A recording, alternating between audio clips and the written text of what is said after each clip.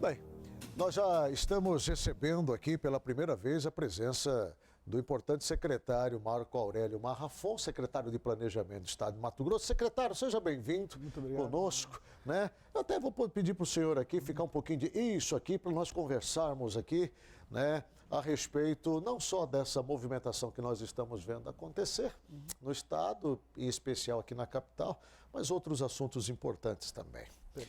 No último dia 10, terça-feira passada, o senhor esteve na companhia também do secretário de Gestão, Júlio Modesto, na Assembleia Legislativa para discutir, obviamente, esse assunto, apresentar o porquê que houve a decisão por parte do Estado de Mato Grosso em não conceder, nesse momento, a revisão anual geral, o RGA, que gira em torno de 11,28%.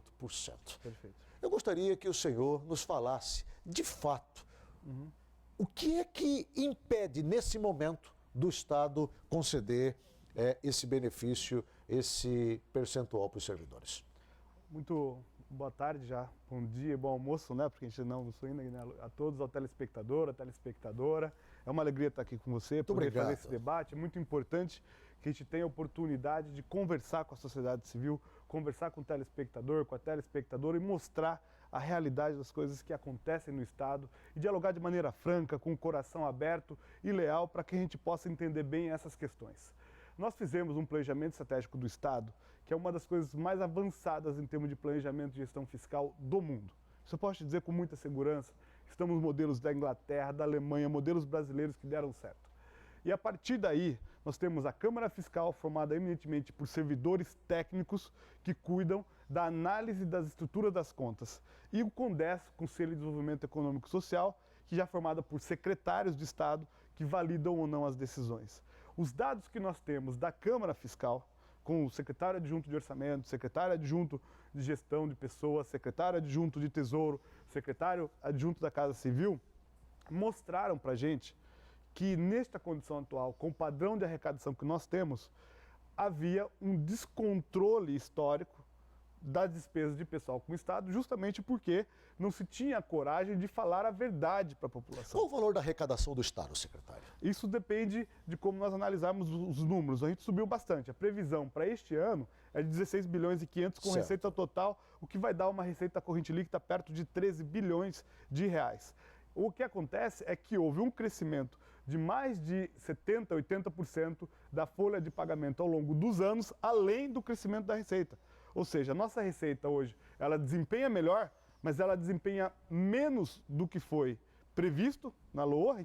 A meta é que a gente consiga melhorar a arrecadação para alcançar os 16 bilhões e 500 da LOA e diminuir a despesa de pessoal. Por quê? Quando a despesa cresce mais que a receita, chega uma hora que ela zera. Então gera déficit. Vamos colocar números aí para que o nosso telespectador possa entender. De quanto foi esse crescimento? O crescimento da nossa receita. Isso. Girou em torno de quanto nesses últimos anos?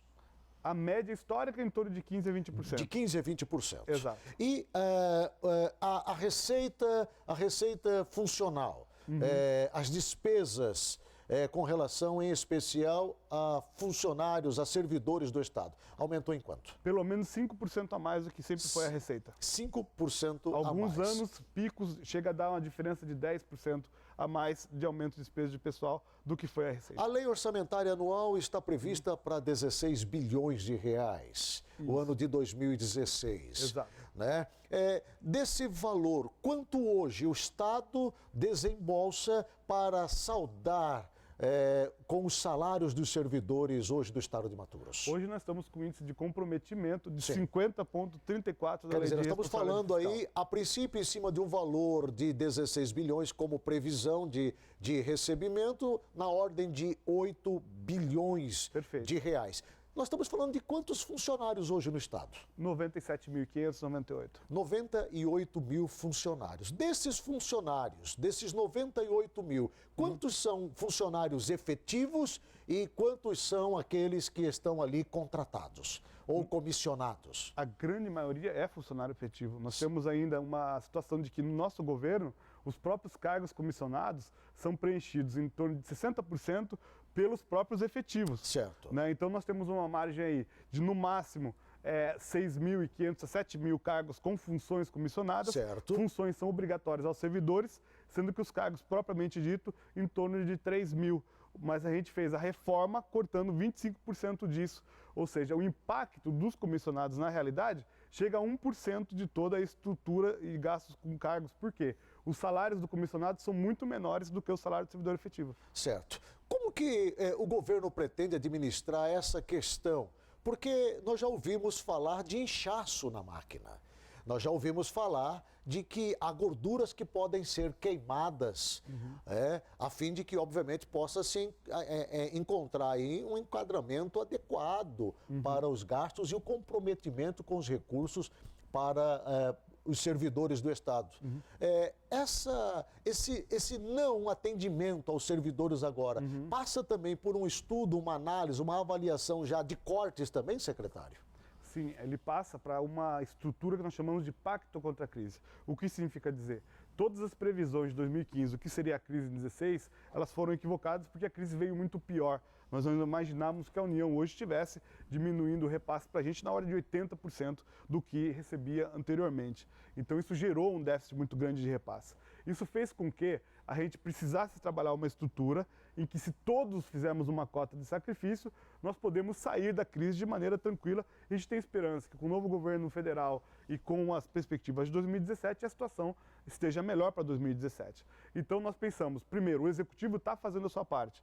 Nós já temos uma meta aí de redução de 25% das despesas de custeio do Estado. Nós vamos priorizar algumas áreas, algumas entregas e reduzir ainda mais. Nós superamos a meta de 2015, a gente reduziu em torno de 26% a 29% de despesas de custeio, que foi um recorde nacional, mas ainda vamos fazer mais. E agora é mais difícil, porque a gordura que havia de 2014, na verdade, a gente já tirou. Agora nós vamos cortar mais do que precisar na carne. A previsão de cortes para este ano é previsto para quanto? Percentualmente falando. Percentualmente, pelo menos 25% de redução das despesas de custeio nas unidades orçamentárias. Certo. Esse é o objetivo, esse é um grande desafio. Um dos grandes desafios. Por quê? Nós não podemos pensar só na despesa, nós não podemos penalizar servidores ou só uma determinada classe. Nós temos que, a ideia do Pacto contra a Crise é justamente fazer essa redistribuição de responsabilidades, uma governança compartilhada. O grande impasse agora em torno ainda desse assunto que envolve o RGA é de que os números que estão sendo apresentados pelo Estado não são números reais. Isso foi, inclusive, duramente questionado pelos próprios deputados na Assembleia Legislativa, pegando de carona também aquilo que tem sido dito pela classe sindical. Como que podemos aí entender essa discussão, secretário? Olha, isso é um absurdo, porque nós abrimos as folhas, abrimos a arrecadação receita por receita, isso foi apresentado e não houve nenhuma contestação de nenhum número. Vocês estão dizendo que vão arrecadar tanto de ICMS, isso está errado. O que se fala é, de maneira geral, a arrecadação está maior do que os números, mas ninguém chega, olha, o ICMS deveria ser tanto, vocês estão dizendo que é tanto. E é preciso dizer de maneira muito clara, os secretários não fizeram nenhuma intervenção em números. Os números vêm da equipe técnica, vêm da Câmara Fiscal, que, como eu disse, é formada por servidores das diversas secretarias que atuam na área meio de gestão. Gestão, planejamento, fazenda, casa civil, números responsáveis e números sérios. É importante se dizer que é preciso analisar o que está errado, então, estão falando. Ninguém diz o que exatamente. A arrecadação está maior, mas você não identifica. Eu tenho condições de demonstrar, isso foi aberto a planilha, nós mostramos quanto arrecadou de ICMS, quanto arrecadou de imposto de renda da pessoa física, quanto arrecadou de PVA, quanto arrecadou de TCMD, transmissão. Então, nós temos os números bastante consolidados e temos muita confiança nesses números que são colocados. Bem, o governador Pedro Táxi, ele tem demonstrado, deixado de forma muito clara que ele prima pela questão da legalidade. A grande preocupação nas falas dele tem sido respeitar a lei de responsabilidade fiscal. Ele não abre mão disso, até seguindo as orientações que são passadas a ele justamente pela esfera da gestão do Estado.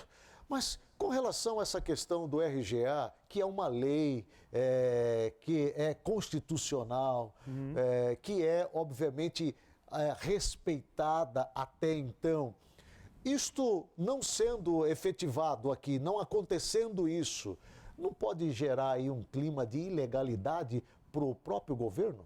Muito pelo contrário, Agnello, nós estamos primando o máximo pela legalidade. Vamos dizer, todos têm em tese direito à aposentadoria, mas você não pode se aposentar quando não completa a idade mínima e o tempo de serviço. Ou seja, a lei estipula condições. A Constituição diz que isso será regulado por lei específica. E a lei do RGA, que é a lei específica, diz: será concedido o RGA desde que haja o limite prudencial da STN e não prejudique o equilíbrio fiscal. Então é como a aposentadoria. Todos temos direito a aposentar, mas a gente só vai efetivamente aposentar e receber quando preenche as condições. Então a lei não pode ser interpretada em tiras ou aos pedaços. Ela tem que ser interpretada em sua inteireza. E a inteireza diz que há condições que nós ainda não cumprimos para poder fazer o pagamento dentro da legalidade. Então o que nós estamos buscando é justamente garantir essas condições. O governador tem sido muito claro, esse diálogo está aberto, vamos instalar a Câmara de Gestão de Pessoas, a Câmara Fiscal já tem todo o comando para estudar todas as formas de pagar o que for possível e a gente vai estabelecer esse diálogo para quê? Atingir as condições e, assim que atingir, iniciar esses pagamentos. Nós vimos o governador Pedro Táxi, na semana passada, pedindo aos servidores, olha, por favor, não façam greve. Mas o senhor acompanhou a matéria que nós mostramos agora há pouco, uma reunião que aconteceu hoje, eles vão paralisar por 24 horas, mas já sinalizaram que pode haver uma grande paralisação no Estado, agora já no dia 24 de maio. Como vocês pretendem lidar com essa questão? Qual vai ser o posicionamento do governo do Estado diante de uma decisão que já foi, obviamente, trazida à tona?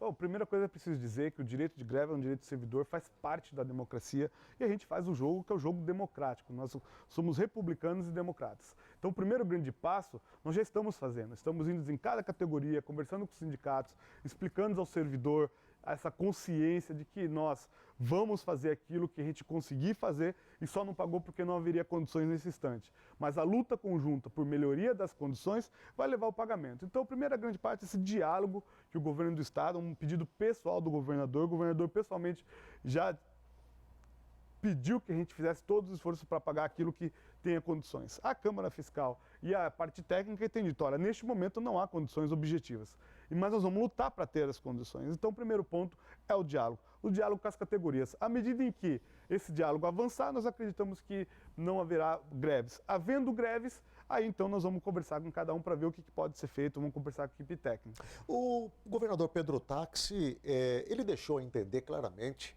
que uma das situações pelo qual o Estado passa hoje, essas dificuldades na área econômica, um certo retrocesso, ele até atribuiu ao Estado, tudo isso à gestão anterior. Até que ponto, hoje, passado já os 18 meses do governo Pedro Táxi, com vocês à frente do comando de Estado, podemos ainda estar respirando, vamos dizer assim, poeiras de um governo passado que tem causado um problema seríssimo de respiração?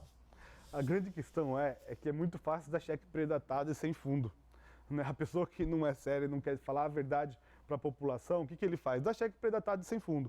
E foi isso que a gente recebeu. Nós não demos aumento, nós cumprimos aumentos que tinham sido dados ano passado, era uma promessa do governador, ele cumpriu, o RGA já foi pago com muita dificuldade, mas não houve nenhum prejuízo ao servidor, e isso que aconteceu. Houve uma esfera de liberalidade, uma ausência de planejamento fiscal, uma ausência de gestão eficiente, e que foram dados, especialmente em 2013 e 2014, um aumento absurdo em relação àquilo que era a capacidade do Estado. Esses aumentos vieram na forma de cheque sem fundo, ou seja, vamos dar e esses efeitos serão descontados depois. Então a gente está absorvendo esses efeitos e a gente agora lida com essa situação justamente para poder sanar. Mas nós entendemos que valorizando o servidor, buscando aquilo que há de melhor, que é justamente a realização de políticas públicas e fazendo com seriedade, abrindo os números com seriedade, haverá um bom entendimento para que a gente possa fazer as concessões necessárias dentro de um planejamento estratégico que não acabe com a galinha, né? Não podemos dar os ovos matando a galinha. Nós temos que preservar a galinha para que ela continue dando ovos, a arrecadação aumente e a gente possa, então, contemplar todas as demandas dos servidores. Reforma administrativa. Isto é um assunto que nós estamos ouvindo falar, não só aqui em Mato Grosso, mas Brasil afora. A necessidade de se fazer a tal da reforma administrativa. Isso já está acontecendo? Isso vai acontecer, né? Como isso está sendo tratado pelo staff do governo do estado? Como prioridade, né? O governo não está parado, o governo tem conversado com os servidores lá atrás, eles já fizeram um diálogo para a gente conversar com os poderes, já iniciamos esse diálogo, já iniciamos estudos para aumentar a arrecadação via FETAB, já iniciamos a reforma administrativa, a gente já tem alguns cenários que precisam ser validados, mas já deve ser entregue agora no começo de junho. Nós também incrementamos algumas ações, como o mutirão fiscal, como a própria antecipação de recebíveis, que nós temos aí um grande passivo histórico que nunca era cobrado. Ou seja, o governo está trabalhando muito para que as diferentes peças se encaixem e para que nós possamos, então, fazer um movimento conjunto de colocar o Estado cada vez mais rumo ao equilíbrio fiscal na ponta da despesa, cortando gastos, mas também na ponta da receita, ou seja, aumentando a arrecadação, como eu disse, sem matar a galinha dos ovos de ouro, porque se mata a galinha, aí nós vamos ficar sem ovo. Quando o senhor fala em aumentar a arrecadação, o senhor fala na criação de um novo programa de arrecadação ou de melhorar o que já tem? Nós temos a questão, por exemplo, do ICMS aqui do estado, que é amplamente discutido. Eu confesso que até hoje eu não consegui entender direito, porque as explicações muitas vezes elas se divergem, elas se perdem em meio a esse assunto. Há alguma previsão de mudança nesse sentido? Há várias mudanças que estão sendo em estudo, estão sendo gestadas, né? A própria reforma tributária é uma reforma que busca mudar a situação das coisas sem que também a gente onere demais a classe produtiva. Ela tem sido pensada, a Fundação Getúlio Vargas já está trabalhando nisso para melhorar a arrecadação eficiente. Houve toda a discussão no passado acerca do decreto 380 que mudava a forma de contabilidade do ICMS. Enfim, há um diálogo que está sendo aberto com a sociedade civil para que a gente entenda qual é o papel do Estado que queremos e como deixar esse Estado em situação de equilíbrio. E o que é equilíbrio?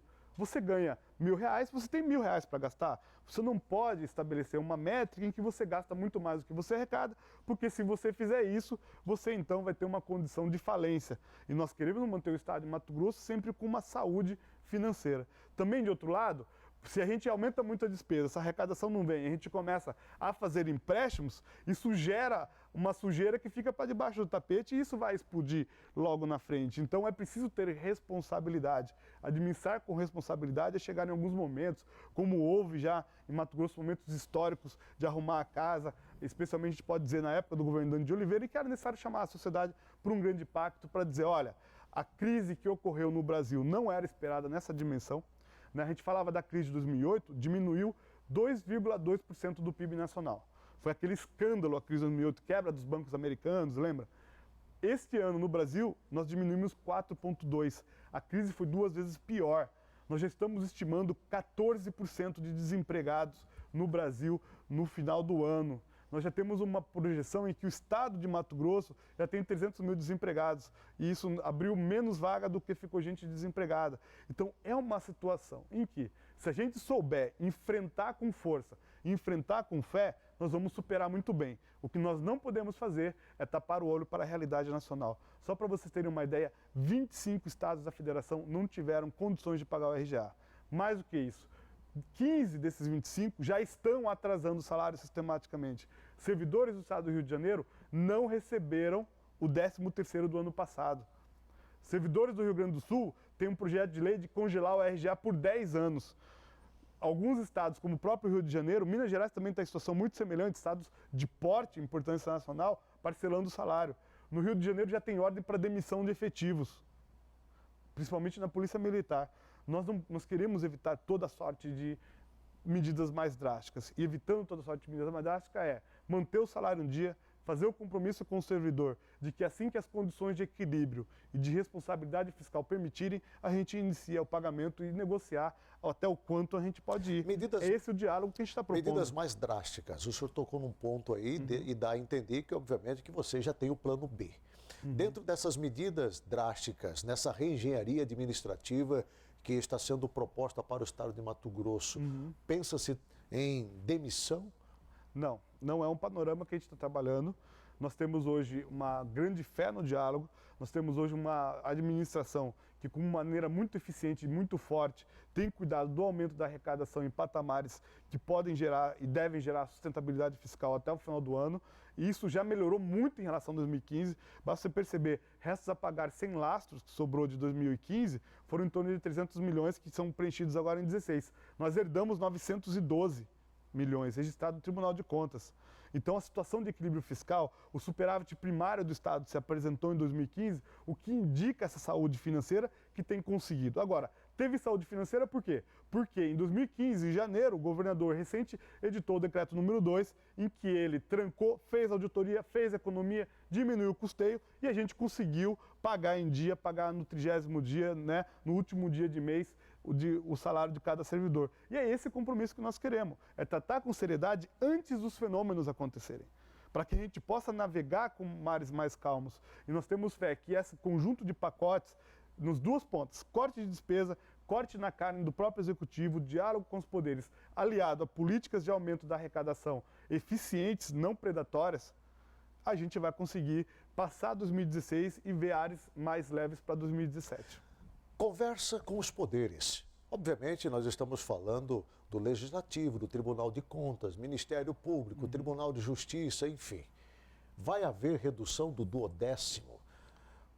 Essa é uma decisão que ela é tomada em conjunto. E está sendo uma discussão, inclusive, apimentada, forte, muito apimentada, né, com muitas frentes vindo de todos os lados. Exato, exato. O que nós pensamos é o seguinte, que nessa parcela do Pacto contra a Crise, todos devem contribuir, todos devem fazer sua cota de sacrifício. Nós estamos cortando na carne do Executivo para dizer nós estamos dispostos a fazer o sacrifício. E este momento que nós estamos vivendo no Mato Grosso é um momento muito especial. Nós sentimos que os poderes têm sido muito abertos ao diálogo e que a gente vai construir essa decisão para que isso possa ser colocado e atender a melhor economia e equilíbrio do Estado, até porque se o Executivo vai mal, a sequência é que todos vão mal, porque é ali que está o centro de arrecadação. Então é importante que haja uma consciência para que nós evitemos as greves, daí o pedido do governador, e para que nós, em conjunto, possamos falar em responsabilidade fiscal compartilhada. E é esse esclarecimento que tem sido muito bem aceito pelos diferentes poderes e o diálogo está avançando. Então, quando a gente diz, olha, vamos tratar do 12º, não é nenhuma imposição do Executivo. O que nós estamos fazendo é um diálogo e estamos sendo bem recebidos por isso, os poderes têm demonstrado a sensibilidade da situação atual. Bem, eu vou fazer uma pergunta ao senhor assim de uma forma assim bem popular, assim bem claro. Para ficar assim de fácil entendimento para todo mundo, né? Que bom. Nós estamos vendo o governador, juntamente com a sua equipe, o senhor já fez parte, realizar algumas viagens, né? A intenção que é apresentada é para levar o Estado de Mato Grosso, aproximar o Estado de Mato Grosso e mostrar, obviamente, as suas riquezas para países, obviamente, em franco desenvolvimento, Exato. com muito dinheiro, para atraí-los para o Estado de Mato Grosso, para investimentos, enfim. Nós estamos vendo isso na área de turismo, na área da indústria, na área do agronegócio, né? Enfim. Isso passa também, de certa forma, por captação de recursos através de empréstimos desses países para, vamos dizer assim, acelerar o processo dessas reformas todas, desse crescimento, desse avanço do Estado? Captação de recursos, mas ainda não na forma de empréstimos. Isso tem sido muito importante no COP21 em Paris. Eu falo isso porque nós vimos aí nas administrações anteriores as viagens sendo feitas justamente para esse fim. Pegar dinheiro emprestado, trazer para o Estado, resolver paliativamente as situações que ora se apresenta e depois, quando vem a fatura, não tem dinheiro, bate o desespero e o Estado vai mal. Exato. Aí falta recursos para investimento na área de infraestrutura, de saúde, de segurança, enfim. Então, nós estamos fazendo captação de investidores que venham trazer não só dinheiro propriamente dito, mas que venham trazer obras e investimentos no Mato Grosso e que tragam indústrias que possam ser geradoras de emprego, geradoras de renda. Isso é a principal fonte. E também há um excedente de capital e fundos no mundo que estão de olho no Mato Grosso, daí a importância do governador fazer isso. Vou dar só um exemplo. 4 milhões de dólares veio daquela viagem da COP21 para a França, investimentos dos Green Bonds, ou seja, aqueles fundos verdes que querem melhorar o meio ambiente. Depois a gente faz o programa de emprego e economia verde na Secretaria de Trabalho e Assistência Social, vem mais 15 milhões de reais. Então, quando o governador leva o Estado e vende, olha, isso aqui é um polo de desenvolvimento no Brasil, nós seguramos a onda enquanto a crise atingiu de maneira muito mais dura os demais estados. E aqui tem uma grande capacidade de crescimento, nós trazemos o setor produtivo mundial para vir produzir aqui. E quando eles vêm produzir aqui, eles aumentam o bolo, aumentam a riqueza para a gente poder fazer essa divisão com a população mato-grossense. Então esse é o objetivo maior. Quando você apresenta a vitrine de oportunidades, os empresários e investidores estrangeiros enxergam a possibilidade de que Mato Grosso é o Brasil do futuro, é o lugar onde a gente tem condição de avançar e tem sido muito, muito bem aceito. Tem sido a credibilidade do próprio governador, aliado às medidas de gestão, quando a gente apresenta, eles enxergam que o investimento aqui certamente vai dar o retorno que eles precisam. Secretário Marrafon, o que se comenta agora é a tal da pedalada fiscal. Saímos aí da Dilma, foi retirada, pelo menos até então, à frente da presidência da República, através do impeachment, mas também se fala no impeachment aí de alguns governadores, porque o que se diz, pelo menos a oposição fala isso, que houve pedalada também em alguns estados, inclusive aqui em Mato Grosso, que pode, segundo eles, culminar com também o impeachment ou afastamento do governador Pedro Táxi. Até que ponto isso é verdade? Até que ponto isso procede? Até que ponto isso vai avançar? Isso é absolutamente mentira. Tem que dizer de maneira muito clara. A defesa da presidente Dilma, em algum momento, vai buscar como se colocasse, todo mundo faz isso, não aponta nenhum fato e colocam a gente no meio. Mas a gente tem muita segurança. Primeira, quesito de queda da presidente Dilma. Ela não repassou os recursos para os bancos, Banco do Brasil e Caixa Econômica, saudados os compromissos dele e as dívidas. Quando ela não repassa, isso foi entendido como um empréstimo a banco, né? Só que a lei de responsabilidade fiscal proíbe que a União empreste dinheiro do banco oficial, justamente para evitar o que havia muito no passado no Brasil. Essa hipótese é absolutamente descabida, nós nem temos banco, o MT Fomento é sustentado pelo Estado de Mato Grosso, não teria como fazer empréstimo. Depois, a questão dos créditos adicionais em desacordo com o superávit da União. Também não é uma realidade, nós não temos crédito adicional nenhum sem base legal e muito menos a gente aumentou o superávit do Estado. O Estado de Mato Grosso gera um superávit de quase 1 bilhão e 200 do ano passado, justamente porque o superávit primário, que é a receita, menos o serviço da dívida, vai contribuir com o superávit que a União não fez. Então a União, por exemplo, estabeleceu uma meta de 30 bilhões, mas ela era deficitária em mais de 20. Onde ela vai buscar os 50 da diferença? Nos estados. Então, nós temos uma situação em que não há nada que se falar e nem perto a mesma semelhança com o caso da presidente da República. Ano de 2015, colocar a casa em ordem. Ano de 2016 é passar o pano para limpar o chão. O que nós podemos esperar de 2017, secretário? Aguinaldo, eu sou muito otimista. Eu sei que 2017 ele era para vir com uma força muito maior, porque a gente não imaginava que a crise de 2016 fosse tão forte. Já era um momento de recuperação para 2017 avançar.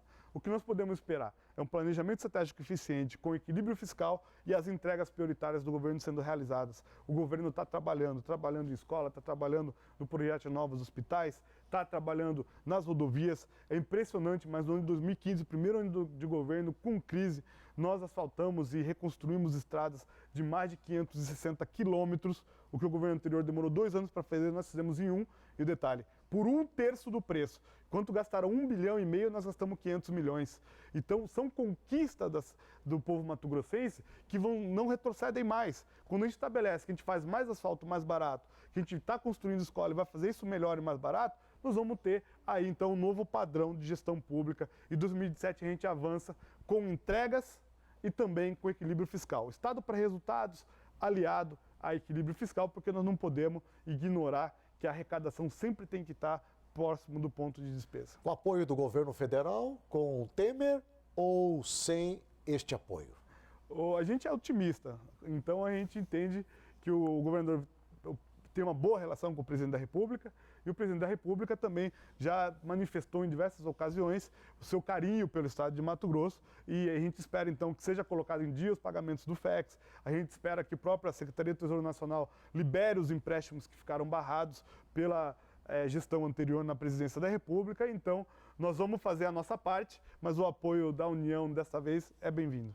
Conversamos nessa tarde com o secretário de Planejamento do Estado de Mato Grosso, Marco Aurélio Marrafon. Secretário, obrigado pela sua participação. Obrigado, ficamos aqui apreensivos com relação ao desfecho dessa situação que envolve hoje o governo do Estado e os funcionários públicos aí, para que não haja greve, para que haja um entendimento e ambas as partes possam, obviamente, ficarem satisfeitas, mesmo que temporariamente. Obrigado, viu, secretário? Muito obrigado, Nelo. Obrigado ao telespectador, a telespectadora que nos acompanhou. E a mensagem é que nós temos muita convicção de que estamos cada vez mais lutando pela efetividade das políticas públicas para a melhoria da vida do cidadão mato-grossense.